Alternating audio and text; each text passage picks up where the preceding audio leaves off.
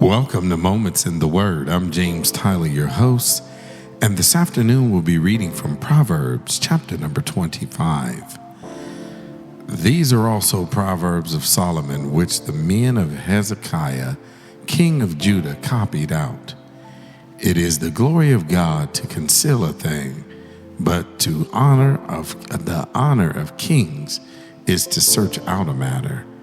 The heaven is height for height, and the earth for depth, and the heart of kings is unsearchable. Take away the dross from the silver, and there shall come forth a vessel for the finer. Take away the wicked from before the king, and his throne shall be established in righteousness. Put not forth thyself in the presence of the king, and stand not in the place of great men. For better it is that it be said unto thee, Come up hither, than that thou shouldest be put lower in the presence of the prince whom thine eyes have seen. Go not forth hastily to strive, lest thou know not what to do in the end thereof, when thy neighbor hath put thee to shame. Debate thy cause with thy neighbor himself, and discover not a secret to another, lest he that heareth it put thee to shame, and thine infamy turn not away. A word fitly spoken is like apples of gold in pitchers of silver, as an earring of gold and an ornament of fine gold, so is a wise reprover upon an obedient ear. As the cold of snow in the time of harvest, so is a faithful messenger to them that send him, for he refresheth the soul of his masters. Whoso boasteth himself of a false gift is like clouds and wind without rain. By long forbearing is a prince persuaded, and a soft tongue breaketh the bone. Hast thou found honey? Eat so much as is sufficient for thee, lest thou be filled therewith and vomited.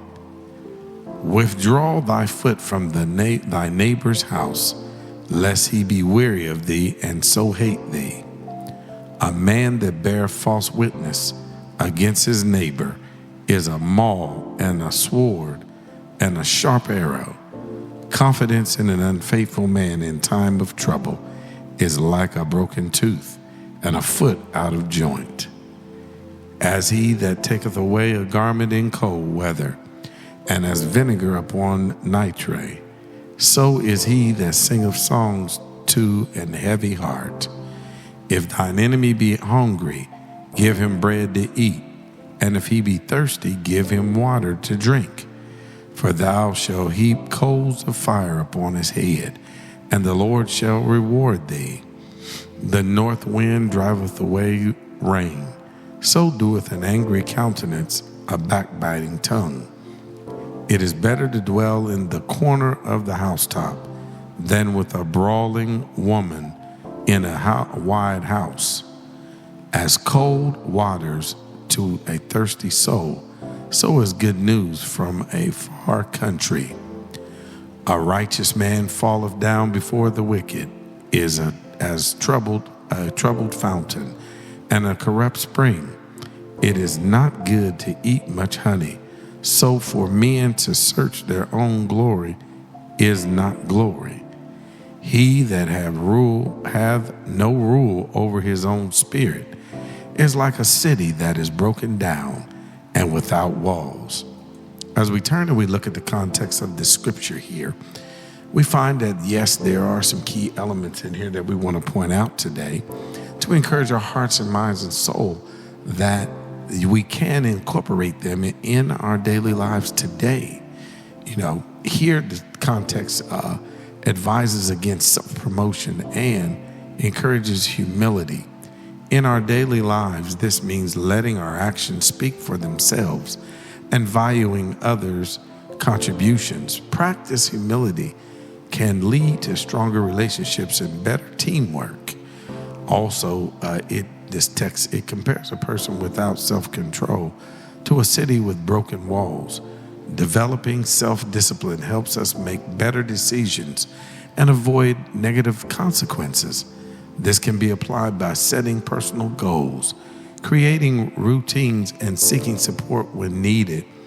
It also goes to say that it emphasizes resolving disputes privately and respectfully. In practice, this means addressing conflicts directly with the involved parties rather than gossiping or escalating the situation. This approach fosters trust and understanding. Here we also can look even further and find out that it encourages us to be kind to our enemies, which can lead to reconciliation and peace. Acts of kindness, even towards those we may not get along with, can transform relationships and create a more positive environment, as well as the value of well-chosen words. Be mindful of our speech, offering encouragement, and avoid harsh criticism can improve our interactions and build up others. And as always, by embodying these principles, we can achieve personal growth, strengthen our relationships, and contribute to a harmonious society.